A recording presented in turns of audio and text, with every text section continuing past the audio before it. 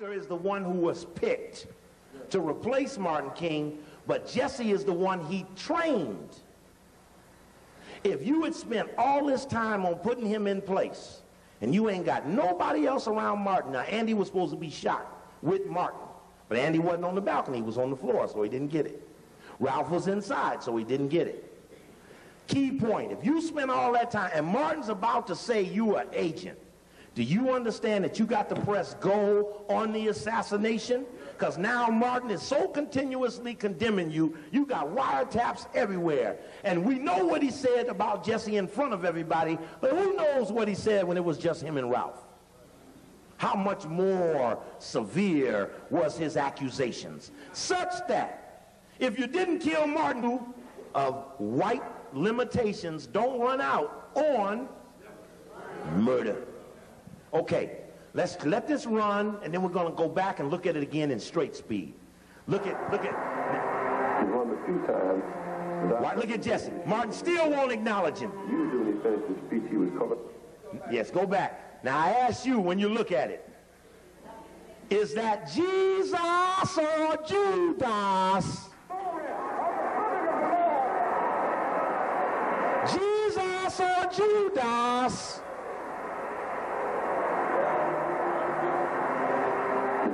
Times, but I saw him visibly shaking himself.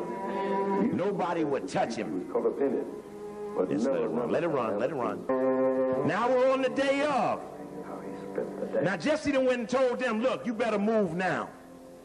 Reteaching not violence. I'm running out of time. This is the last song. They brought him on the balcony at 3:06. I said, oh. He was shot with a 30-06. He said, oh, no, I called the house and dinner is not until 6. So we are in no hurry. I said, oh, my goodness. But by doing that, it gave me the wonderful privilege of spending the last hour of his life in room 306. He and Ralph Abernathy and myself. Then when he and I were on the balcony, Ralph was still inside, and he was greeting people he had not seen. I was in the parking lot, and we were suggesting that it was cool, and maybe he ought to go back and take a top coat with him, just in case. I heard him above me. It's my man, Hosea. And we had a limousine. I could touch the limousine, had been loaned to us by one of the local funeral homes. And I heard a voice, the guy who was driving the limousine. He said, Dr. King. Dr. King said, yes, Jones.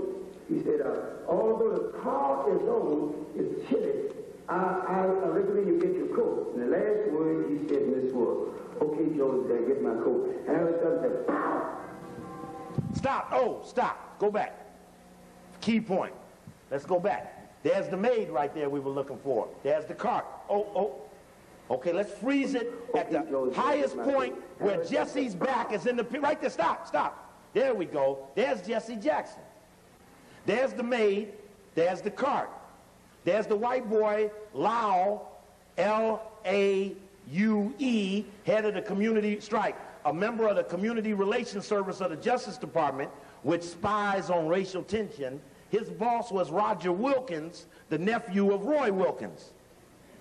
There's Muriel McCullough, the FBI, CIA, Memphis Police Department informant, who now works for the CIA. There's Martin King laying there with the towel over his face. Brother, I appreciate this pointer. This really helped out a lot. There's Ralph. There's Andy. Now, why is Jessie running up this way when everybody else came up that stairway and went that way? Because he had to make sure that room 316 and 317 didn't have no remnant of invader running out of it. Remember, he had just, see, that could have been the invaders running down that ramp right there. And when those people start that phony pointing, maybe the invaders might have went, no, down there. You understand? Because the invaders had what? Okay. Now, there's the maid. There's the cart. You see that cart? There are the wheels. You understand? At 6 o'clock, you ain't changing no beds and no motel? Check. Okay, let's let it run. There's a good shot at McCullough. There's Martin with the towel over his face. There's Martin again. I looked up and didn't see him on the balcony, except that I saw his shoes sticking out the end of the balcony.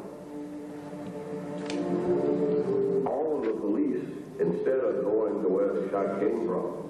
They were all coming to see what happened. So the picture on the balcony was us trying to say it came from over there. Stop. Stop. There we go. That's good. There's that phony point. There's Jesse's head right there, making sure that he ran up there and gave a phony pointing. Now here's the problem with the people pointing. All of the people pointing were this way, looking up to Martin. The shots came from behind them, whether from the bushes or from the rooming house, it was behind them. Not one single person said they turned around and saw somebody or at the rooming house. Those that even saw anybody, Solomon Jones, Earl Caldwell, New York, saw somebody moving in the bushes. Check?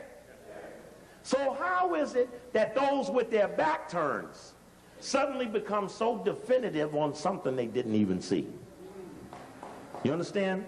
It's not logical that they're primary sources for a focus. Okay, we can turn the lights down. It was a script, right? So, and Andy's recanted his false pointing. And covered him from his neck down.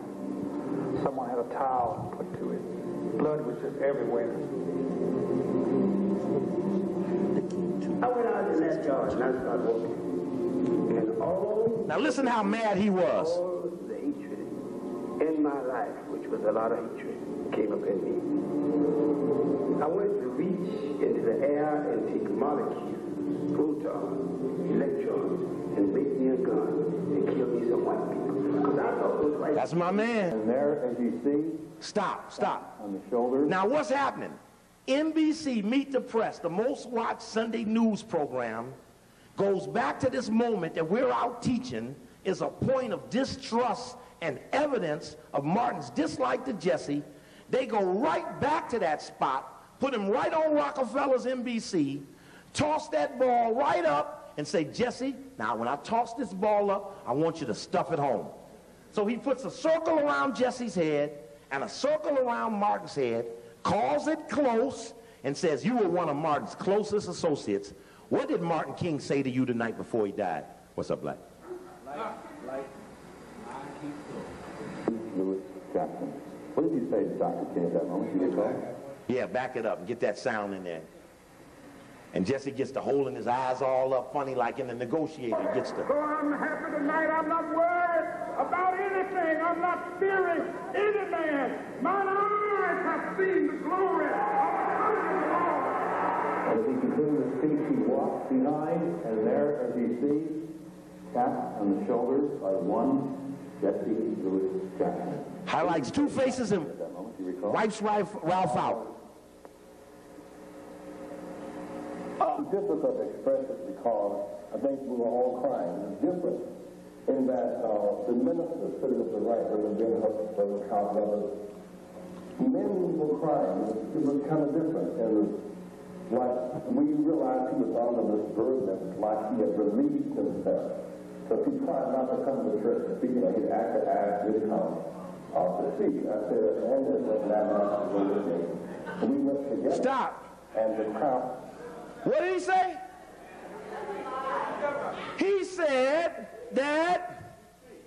said, as you know, it was men crying, Ben Hooks and Billy Kyles. And as you know, he asked me to make that speech that night. And I said, I'd only make that speech if I can take Ralph with me. Now, here's the point. There would be no need to do no stupid stuff like that unless something else was going on that compelled the need to give him a chance to reconstruct history, to protect his face from the faceless people who got the facts. There would be no need to do this. It just wouldn't be a need. Okay, let's go back, let's hear it one more time, and then we'll pull that one out. How hard have they tried to maintain and protect one of the people that they know was in on the assassination? And in 1977, this is from the book called The Man to See. It's by Evan Thomas, and it's on Edward Bennett Williams, a white man who used to own the Baltimore Orioles. If you read that book by Spike Lee on the Malcolm X movie, Captain Joseph talks about Elijah Muhammad going to Benny Williams to try to get the men out of jail who were allegedly accused of shooting Malcolm X. So he was known as a real fix-it white man who could fix a case in a minute. Big-time white boy. Also chaired the president's Foreign Intelligence Advisory Board. It's like the outside intelligence people on the inside of the government. Even at one point rumored to be Deep Throat. That's right, yeah, just let it run. That's Posner. Stop. Let's see if we stop that. Let's go back a little bit. Let's show the face of Gerald Posner, the little mop-headed white boy. Right there. Oh, here we go. Turn on. Let's go a little slow. Not there. That's the Mason Temple. Stop him right there. That boy right there, Gerald Posner. He wrote this book right here, Killing the Dream. He wrote this book, Killing the Dream. And on the back of his book is that picture with Jessie, Martin, and Ralph, with Martin looking real puzzled. Can you see that? Okay. And in his book, Killing the Dream, he tries to help out Billy Kyles. Because in William Pepper's book, Orders to Kill, he says that Kyles is a Memphis Police Department informant. So Posner, he's going to defend Billy Kyles, and he puts this in his book. He says, Mike where? He said, Jordan came to the lecture? He says here, he says, Kyles told, he says, in his book, Orders to Kill, William Pepper raises the strong inference that Kyles might have been an FBI informant. It's degrading and insulting, quote, Kyles says, about the author Pepper's accusations. It casts an aspersion over my 40 years in the civil rights movement. I saw how Pepper operates. Now, he says that he's appalled that Pepper called him an FBI informant. Check. But what did I say Pepper called him? An FBI informant? No, I said that Pepper accused him in this book, Orders to Kill. See, you got to listen to them semantically. See, they're going to deny something, but they ain't going to deny what they were accused of. In Orders to Kill, this book, William Pepper says that Kyles, he talks to the police chief, Sam Evans, who was running things then. He said Kyles was one of my informants. Billy Kyles was an informant. Billy Kyles is the one that told the police that Martin King don't need no protection that day. Okay? Billy Kyles is the one that made sure Martin King had his tie on. It was the briefing at 4:30 after Ray was checking in at 4 o'clock that said that friendlies will not be wearing ties, coding the people who were on the government side in the assassination scenario would not be wearing a tie. One guy that night was in an argument with Martin King because he was just insisting that he was not going to wear a tie to go to dinner. Who was that? Jesse Jackson. So much so that the argument is what held Martin King on the balcony so the shooting could go down after Kyles stepped away so they could get a better shot. Check. But my point here is that Posner defends Kyles as not being an FBI informant. The only problem was he was accused of being a Memphis Police Department informant. I mean, to me and you, an informant is an informant. But when you're semantically denying something, make sure it matches the accusation. Check.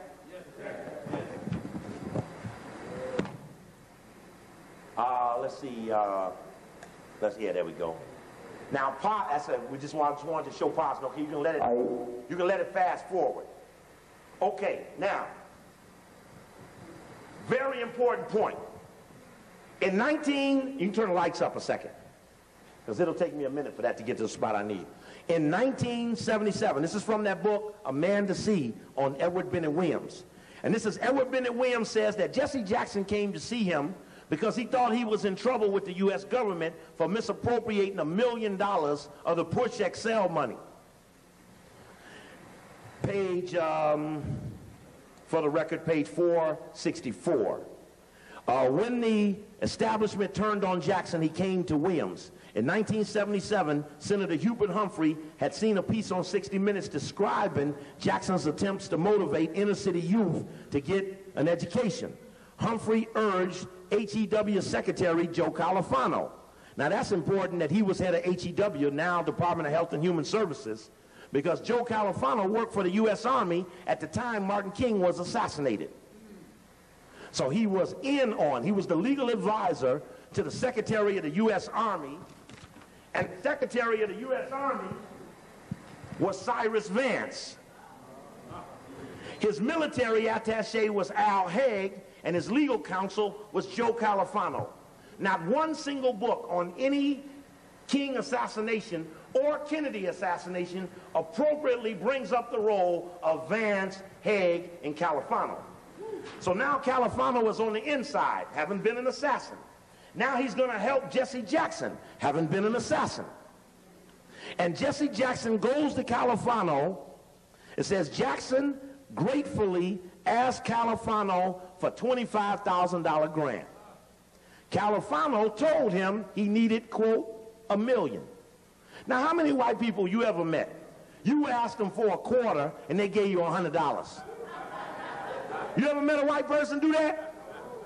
So it's strange. Jesse would walk into the government, ask for a $25,000 grant. Califano told him he needed $1 million and then proceeded to give the black leader $6 million. Of the $6 million, he misappropriated $1 million. Now the feds got him for misappropriation of funds. He's $1 million missing. Reagan becomes the president.